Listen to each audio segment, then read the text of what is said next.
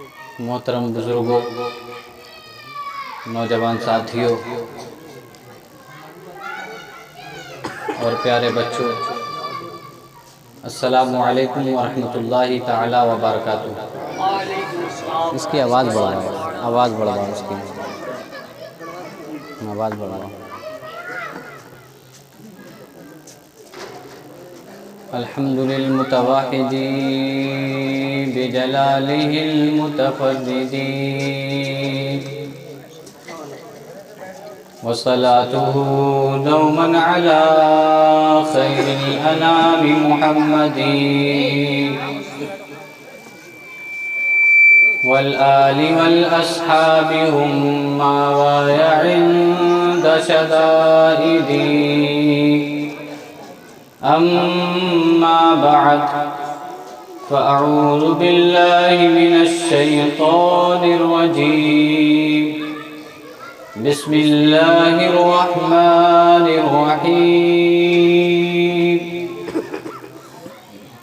إن أولياؤه إلا المتقون، صدق الله مولانا العظيم۔ یا خدا بہر جناب مصطفیٰ امداد کن، یا رسول اللہ از بہر خدا امداد کن، یا شہید کربلا یا دافع کرب و بلا، گل رخا شہزادہ گلگوں قبا امداد کن۔ غوث اعظم بمن بے سر و ساما مدد، قبلہ دین مدد، کعبہ ایما مدد، بگرداب بلا افتادہ کشتی، ضعیفان شکستہ رات و کشتی، بحق عثمان ہارون مدد کن یا معین الدین چشتی۔ دل کی عطا گہرائیوں کے ساتھ نبی پاک صاحب لولاک، باعث تخلیق کائنات، فخر موجودات، جناب احمد مجتبی محمد مصطفیٰ صلی اللہ تعالی علیہ وعلا آلہ وبارک وسلم کے دربار مقدس میں جھوم جھوم کر درود و سلام کا نذرانہ عقیدت پیش کر لیں۔ پڑھیں بلند آواز سے، اللہم صلی علی سیدنا و مولانا محمد معدن الجود والکرم وآلہ واصحابہ وبارک وسلم، صلاۃ و سلام علیک یا رسول اللہ۔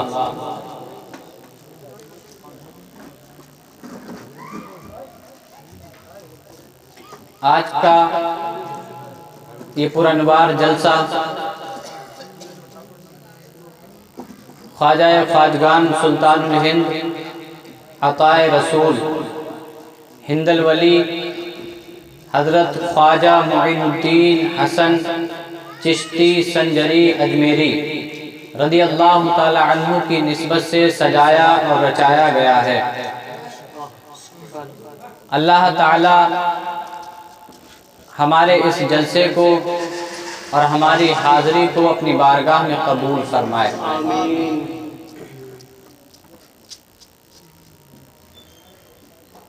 آپ مجھے سنتے رہتے ہیں، میں کوئی بہت بڑا خطیب نہیں ہوں،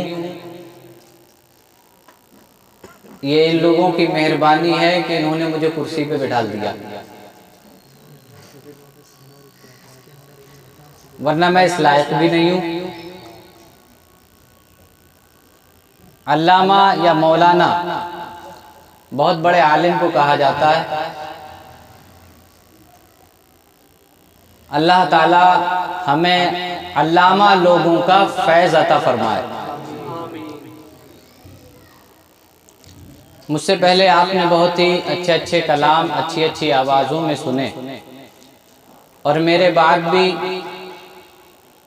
بہت سے کلام اچھی آوازوں میں آپ سماعت فرمائیں گے، اور میرے بعد ایک پرمغز خطاب حضرت مفتی عرفان صاحب قبلہ مدد اللہ العالی کا ہوگا، اس کو بھی آپ سماعت فرمائیں گے۔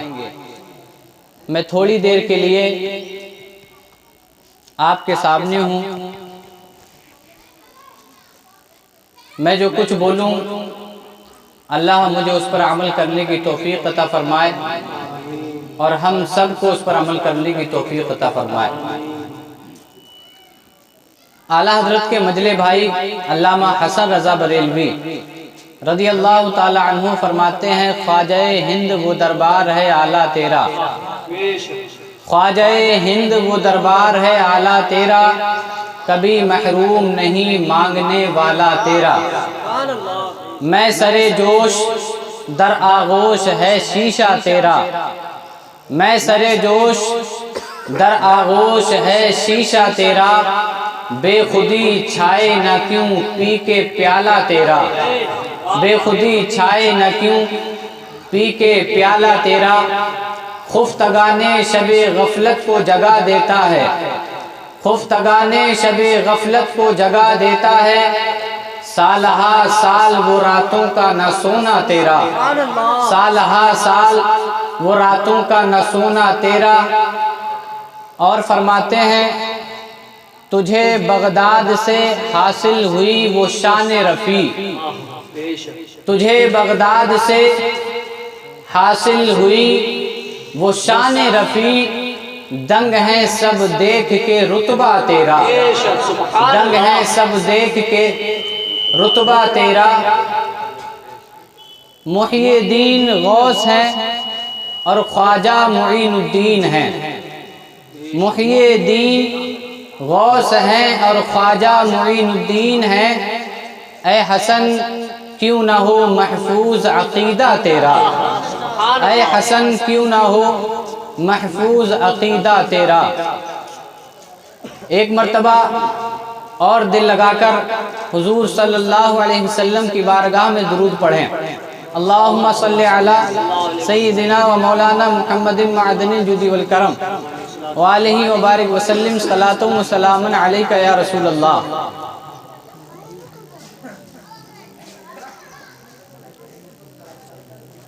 ایک چھوٹی سی تمہید سے اپنی تقریر شروع کرتا ہوں۔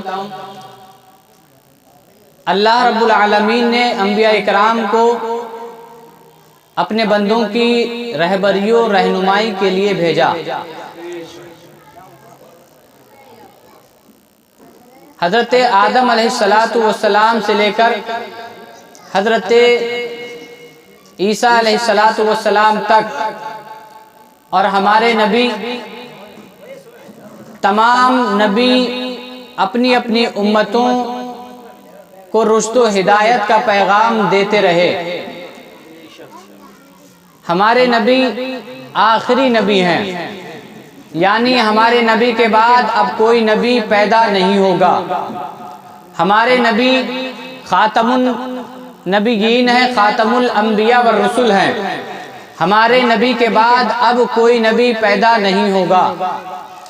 حضرت آدم سے لے کر حضور تک تمام انبیاء اپنے اپنی امتوں کو رشد و ہدایت کا پیغام دیتے رہے، رشد و ہدایت کرتے رہے، اسلام کی راہ پر لاتے رہے، ان کو ہدایت پہ لاتے رہے۔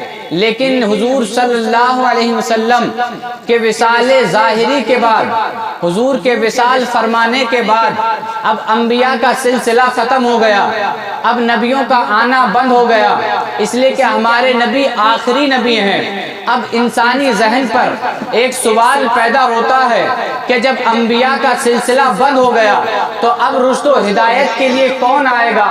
اب نبی نہیں آئیں گے تو لوگوں کو اللہ کی طرف کون بلائے گا؟ اسلام کی راہ پر کون لگائے گا؟ یہ سوال انسانی ذہن پر پیدا ہوتا ہے، لیکن رسول گرامی وقار صلی اللہ علیہ وسلم کا فرمان ذیشان سنیے۔ حضور فرماتے ہیں، نعرہ تکبیر، نعرہ رسالت، نعرہ غوثیت، مسلک اعلیٰ حضرت حضور عدنان میاں صاحب قبلہ، مفتی مزمل صاحب قبلہ، حضور عدنان میاں صاحب قبلہ، مفتی مزمل صاحب قبلہ، نعرہ تکبیر، نعرہ رسالت، جشن خواجہ غریب نواز، جشن خواجہ غریب نواز، نعرہ تکبیر، نعرہ رسالت۔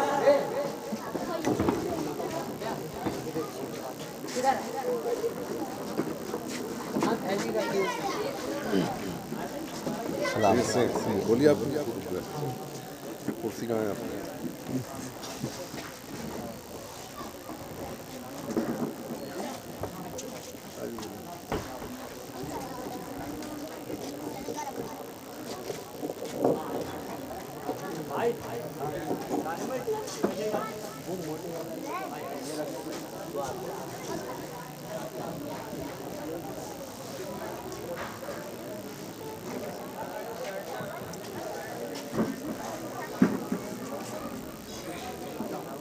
درود پاک پڑھیں اللہم صلی علی سیدنا و مولانا محمد معدن الجود والکرم وآلہ وبارک وسلم صلاۃ و سلام علیکہ یا رسول اللہ۔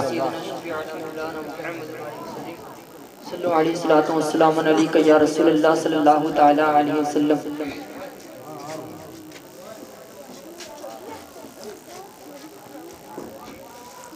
آپ دیکھ رہے ہیں منبر نور پر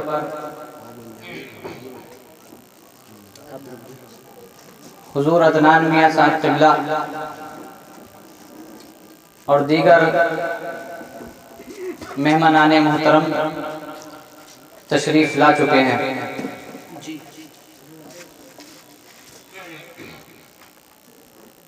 میں عرض کر رہا تھا کہ اللہ نے تمام انبیاء اکرام کو اپنے بندوں کی رہبری و رہنمائی کے لیے دنیا میں بھیجا۔ ہمارے نبی صلی اللہ علیہ وسلم آخری نبی ہیں۔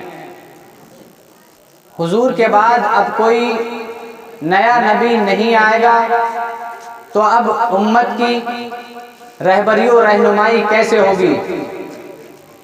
حضور صلی اللہ علیہ وسلم کی حدیث پاک اللہ کے رسول صلی اللہ علیہ وسلم فرماتے ہیں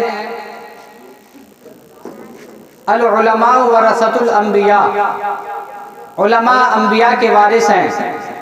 اور ایک حدیث پاک میں علماء امتی کا انبیاء بنی اسرائیل، حضور نے فرمایا کہ میری امت کے علماء بنی اسرائیل کے انبیاء کی طرح ہیں، یعنی جس طرح انبیاء کرام اللہ کے بندوں کی رہبری و رہنمائی کرتے رہے، ان کو اسلام کی طرف لاتے رہے، ایک اللہ وحدہ لا شریک کی طرف بلاتے رہے، اب حضور کے ظاہری وصال کے بعد یہی علماء اکرام وہ کام انجام دیں گے، یعنی لوگوں کو اللہ کی طرف بلائیں گے، اسلام کی طرف بلائیں گے، اسلام کی باتیں بتائیں گے، ہدایت کی راہ دکھائیں گے۔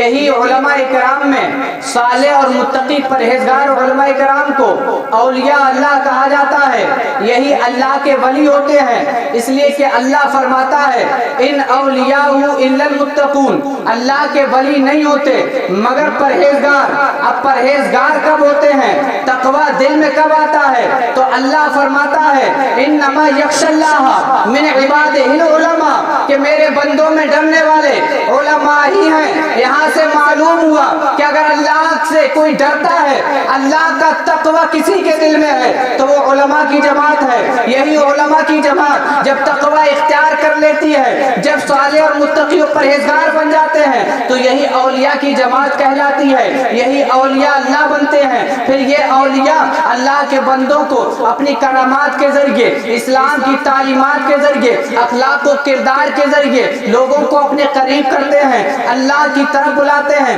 اسلام کی راہ دکھاتے ہیں۔ انہی اولیاء اللہ میں ہمارے خواجگان خواجہ غریب نواز رضی اللہ تعالی عنہ کی ذات بھی ہے، جنہوں نے اپنے افعال و کردار سے، اپنے اخلاق کریمانہ سے لوگوں کو اپنی طرف بلایا، اللہ کی طرف بلایا اور دین کی راہ پر چلایا۔ حضور خواجہ غریب نواز رضی اللہ تعالی عنہ جب ہندوستان میں تشریف لائے تو اس وقت ہندوستان کی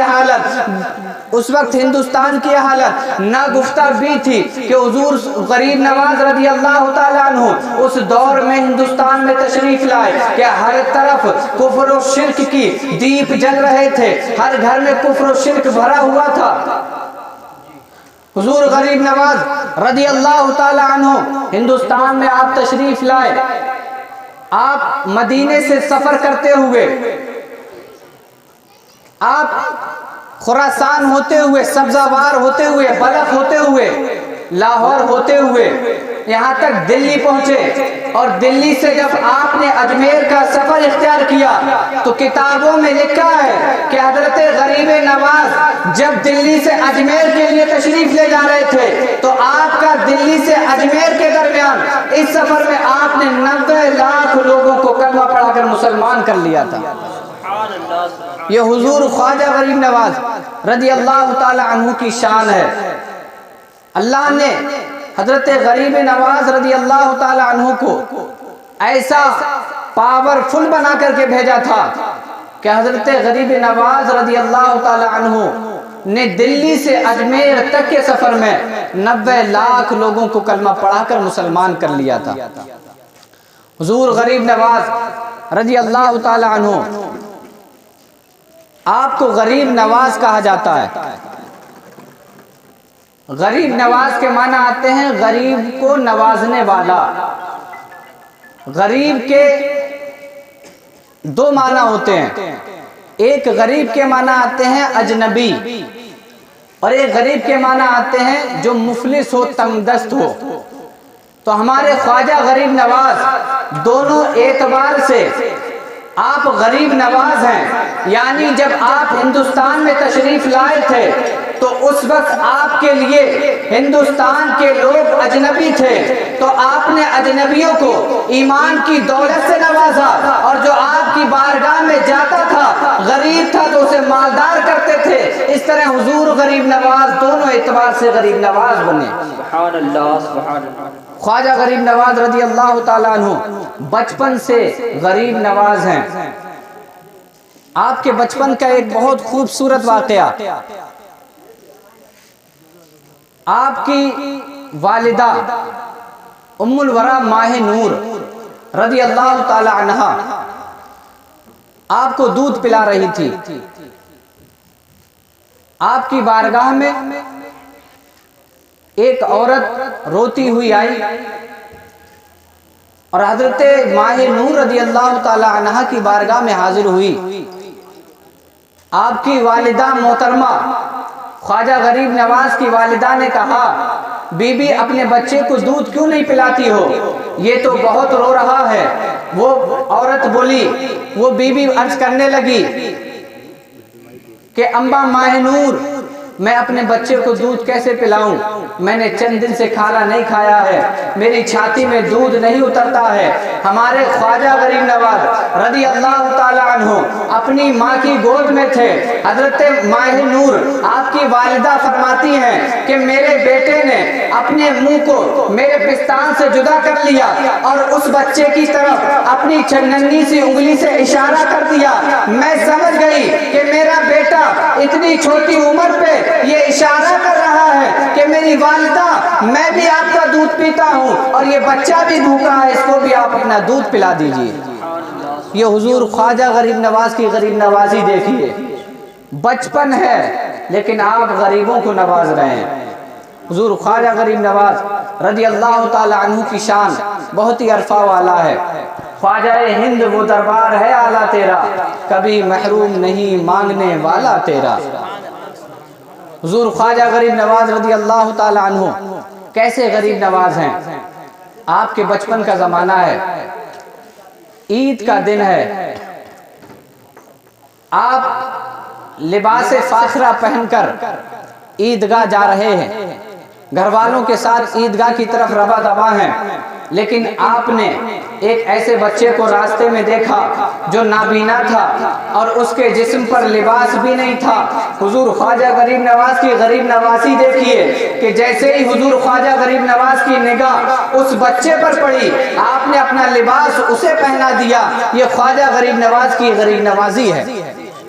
حضور خواجہ غریب نواز رضی اللہ تعالیٰ عنہ غریبوں کو نوازنے والے ہیں۔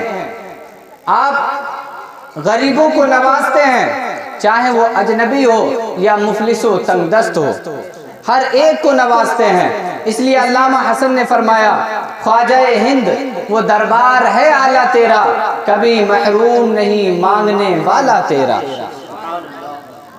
حضور غریب نواز رضی اللہ تعالی عنہ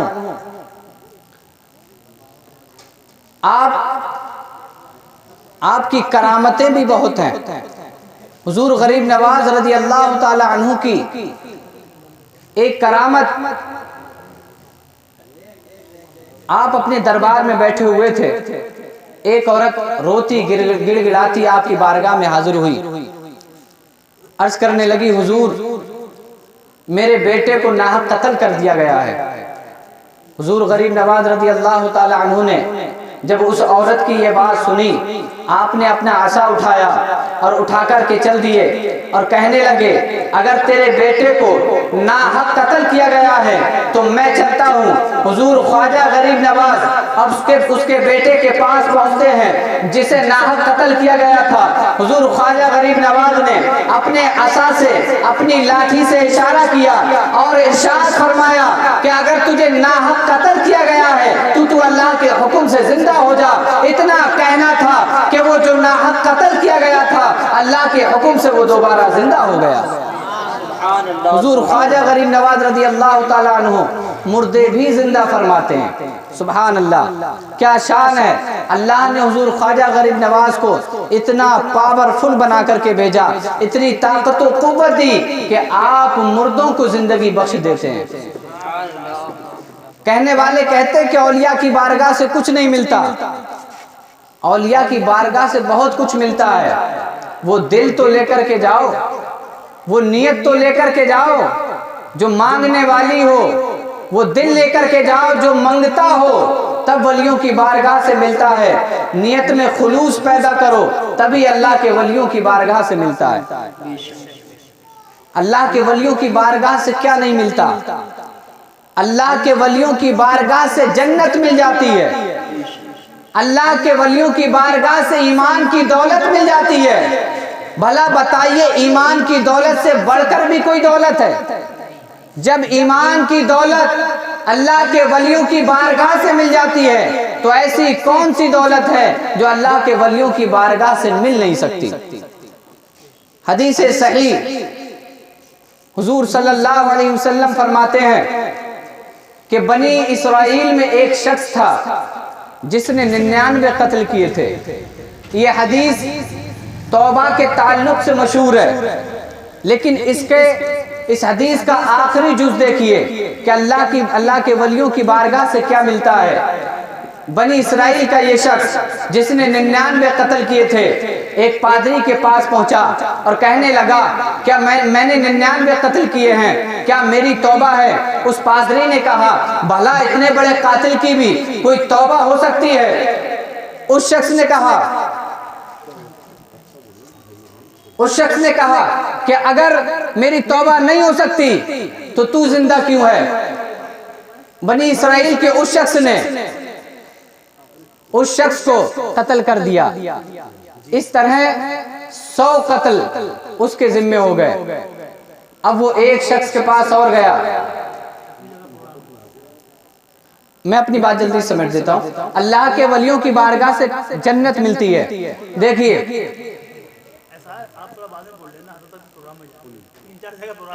آخری بات